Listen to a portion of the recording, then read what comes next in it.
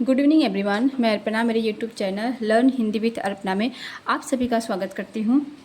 मैंने इसके पहले कल की वीडियो में मैंने आप लोग को समास के भेद हैं, सारे भेद पढ़ाए। हाँ, तो आज हम समझेंगे कर्मधारय और बहुव्रीहि समास में अंतर। हाँ, ये सब हम सीखने वाले हैं आज। ठीक है, तो हम सीखने वाले हैं आज कर्मधारय और बहुव्रीहि समास में अंतर।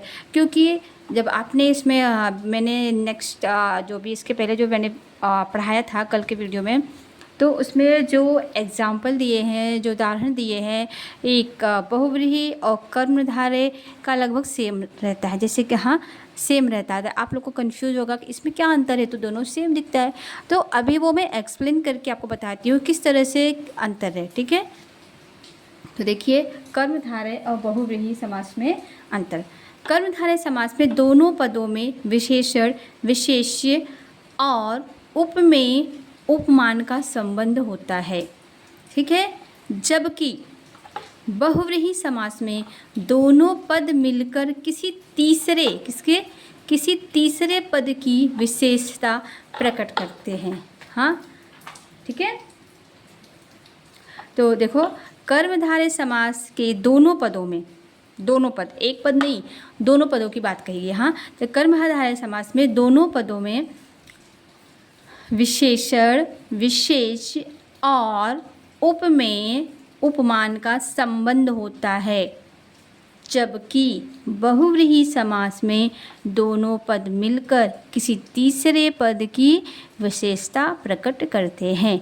अभी उदाहरण के माध्यम से समझेंगे। जैसे यहाँ लिखा है कमल नयन।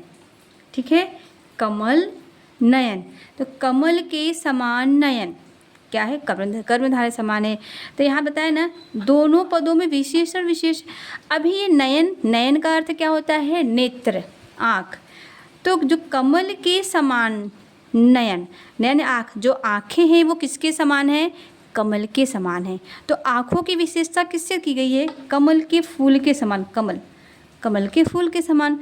तो कर्मधारय समास में क्या होता है? दोनों पदों में विशेषण, विशेष्य और उपमेय और उपमान का संबंध होता है। यहाँ पे देखेंगे तो कमल क्या हो गया? विशेषण हो गया, और उसका विशेष्य क्या हो गया? नयन।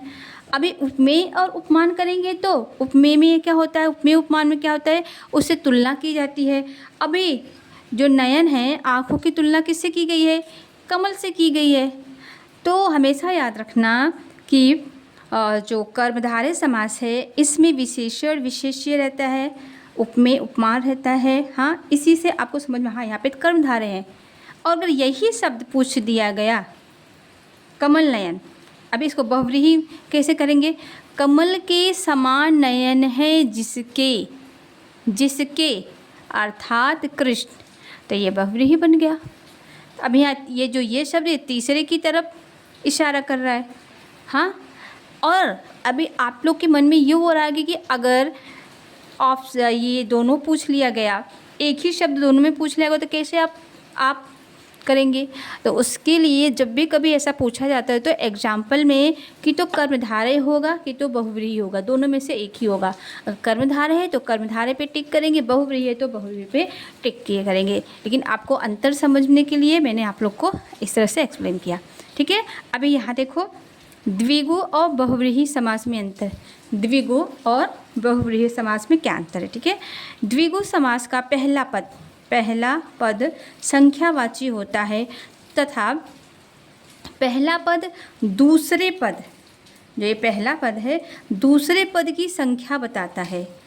ठीक है, द्विगु समास कल जो मैंने पढ़ाया था आप लोग को, उसमें द्विगु समास पढ़ाया था, द्वंद्व समास पढ़ाया था, बहुव्रीहि, कर्मधारय और बहुव्रीहि समास पढ़ाया था।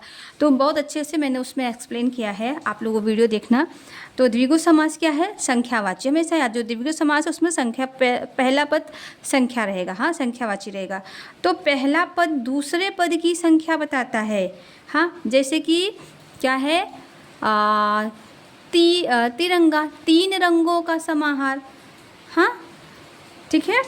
और दूसरी बात, बहुव्रीहि समास में कई बार पहला पद संख्यावाचक होता है। कई बार, हमेशा नहीं, कई बार संख्यावाचक होता है, जो दूसरे पद से मिलकर किसकी तरफ, किसी तीसरे पद की ओर संकेत करता है। हाँ, हमेशा याद रखो कि जो बहुव्रीहि समास है उसमें दोनों पद प्रधान होते हैं, लेकिन वो क्या किसी तीसरे की ओर संकेत करते हैं, जो तीसरे की तरफ इशारा करते हैं। ठीक है, ठीक है। अभी उदाहरण के माध्यम से समझेंगे कि किस तरह से द्विगु और बहुव्रीहि समास में क्या अंतर है। ठीक है, जानेंगे। जैसे तिरंगा, 3 रंगों का समाहार। तिरंगा में 3 क्या है, संख्या है, रंगों का समाहार। हाँ, तो जो तिरंगा है वो किसका, 3 रंगों का समाहार है। ठीक है, संख्या बची, यहाँ संख्या आया।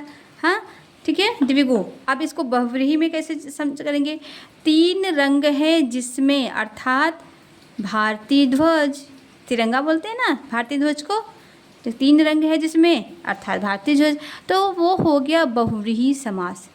ठीक है, अंतर आपको समझ में आया।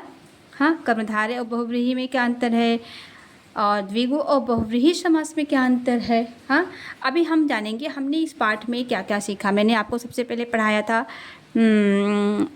प्रत्यय, उपसर्ग, प्रत्यय, फिर समास। ठीक है, समास अभी हमने क्या क्या सीखा इस पाठ में वो हम जानेंगे। सर आपको संक्षेप में बताती हूँ।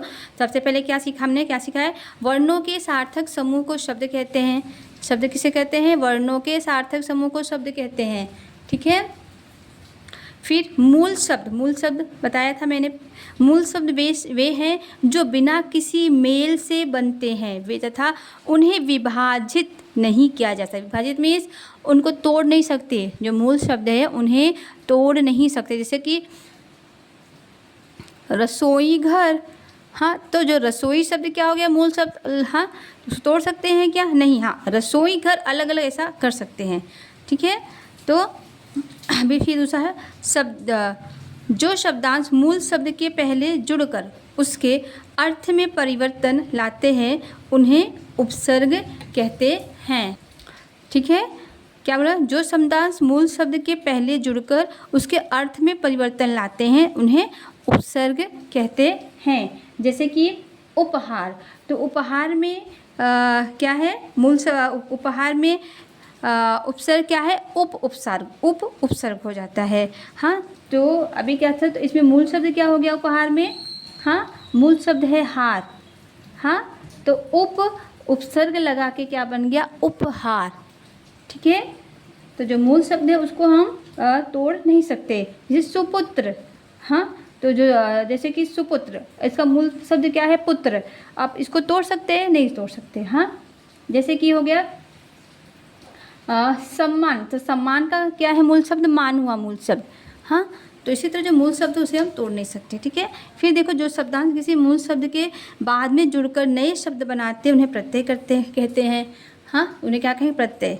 तो जो प्रत्यय है वो किसी भी शब्द के अंत में लगता है। हमेशा याद रखो, उपसर्ग किसी भी शब्द के प्रथम में लगता है और प्रत्यय जो हो किसी भी शब्द के अंतिम में लगता है। हाँ, जैसे कि पढ़ाई, लिखाई, बुनाई, चढ़ाई, तो इन सब में कौन सा प्रत्यय है, आई। मुस्कुराहट, हिचकिचाहट, सनसनाहट, घबराहट, क्या प्रत्यय लिखा है, आहट प्रत्यय है इसमें। हाँ, ठीक है, से लेखक, चालक, पाठक, क्या प्रत्यय है, क प्रत्यय। ठीक है, तो आया समझ में, अभी देखते हो। ठीक है, और आगे हमने क्या सीखा, प्रत्यय के 2 प्रकार होते हैं, कृत प्रत्यय तथा प्रत्यधित प्रत्यय।